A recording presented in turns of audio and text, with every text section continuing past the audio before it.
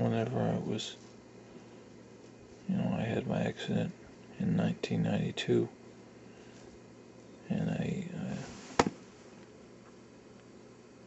was like 19 years old whenever I had my accident, and then I turned 20 years old in a coma, because I was in a coma for like 2.5 months in the hospital, and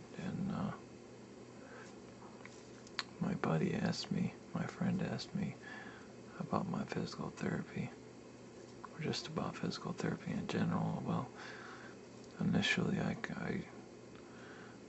started thinking about my physical therapy whenever I was,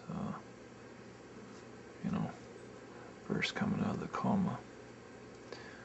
Well, a couple of my physical therapists, this was when I was over at Southern Arizona Rehab Hospital. I had a couple of physical therapists, and one was a male physical therapist. He was very tall. That's what my dad told me, because I can't remember too well.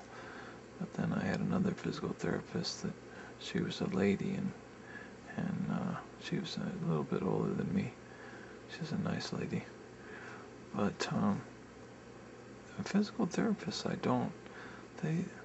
they were decent. They were good people to me. The only thing that the physical therapist did that I didn't like was they made me do stuff that didn't feel good. One thing that doesn't feel good was lifting weights. They wanted me to get my arms strong, because when you become paraplegic or quad, you gotta use your arms a lot more than you ever did before for transferring and whatnot. So they had me doing some barbells or something. No, I was working on a weight machine. I remember when I was just coming out of my coma. And they also had me work on my balancing.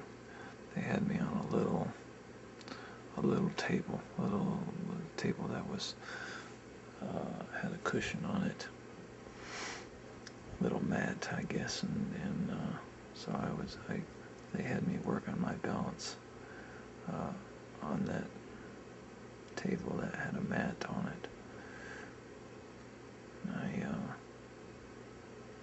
I remember one of my buddies, they recorded that balancing of me. They filmed it of me working on my balance whenever I was 20 years old.